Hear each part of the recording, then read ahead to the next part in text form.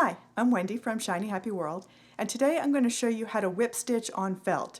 I already have a video that shows you how to whip stitch regular fabric. It's a great, really easy technique for sewing softy openings closed. But there's a couple of quirks to whip stitching on felt, and it's a great way to make felt softy. So I wanted to do a separate video that shows you specifically how to whip stitch on felt. Okay, this is a little softy that I'm working on, and I'm going to show you how to sew up this edge. Most felt softies are sewn with the right side facing out. So that means that your stitches are going to be visible. Usually you would use thread that matches the felt so that they really don't show up very well at all. I'm showing it with a very high contrast white thread, which will allow you to really see what I'm doing, but it also shows off every single mistake. So you really don't want to do this unless you're planning to do some super careful stitching. On all of my patterns, I usually have you sew up around the edges with 2 strands of embroidery thread. So that's what I've got threaded into my needle. I've got it knotted at the end, just a little knot. And I'm going to show you how to start and how we stitch. I like to sew from the front. It allows me to really see where my stitches are going in, and it allows for really careful placement.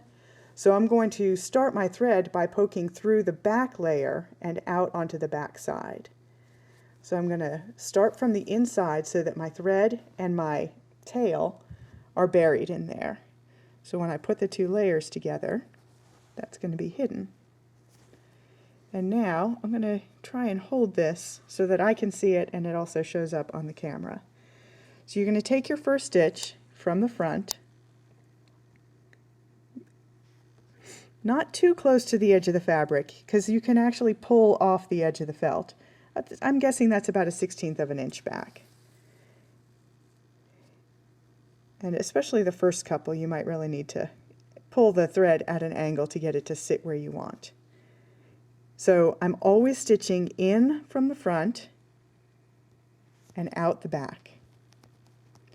And you want to take nice small stitches. They don't have to be super close together. They don't have to be touching or anything. But you want to make sure that the spacing is even. So you always take your stitches from front to back, just like the regular whip stitch. And don't be afraid to nudge it where you want it to be as you pull it.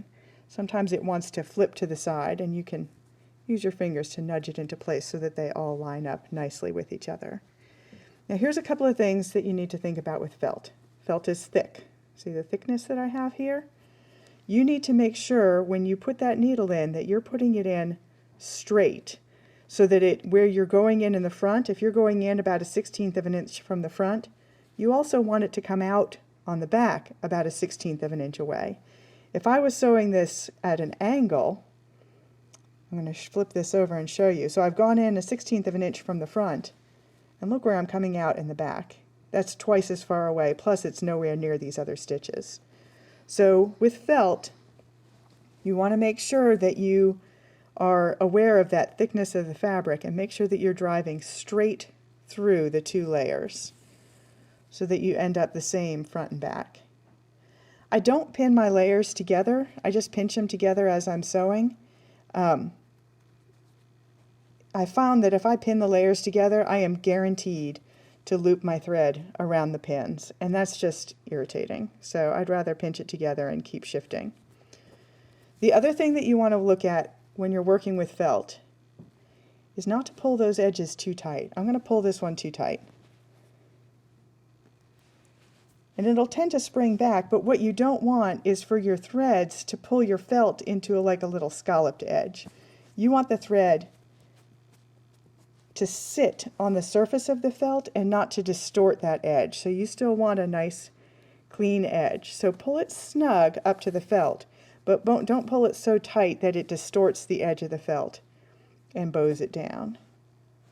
I'm going to take one more stitch and show you how you would tie off if you were running out of thread or just needed to tie off at the end. So you take a stitch just like you would any other time, and this time you're going to pull it down until you have just a little loop, and I go through that loop twice. And then pull it and use your fingernails to actually snug that knot down.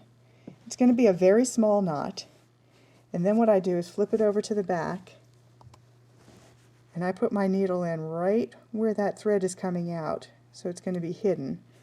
Come up anywhere, just to bury that thread tail. It's also going to tend to pull that knot down. And then you can snip that thread tail off, and after you stuff it, you'll never see it. It'll disappear. Even if you leave a little bit, it'll disappear into your softie.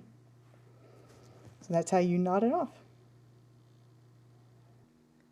So that's it. Whip stitch is a really, really easy stitch. There's just a couple of things you need to be careful of when you're working with felt.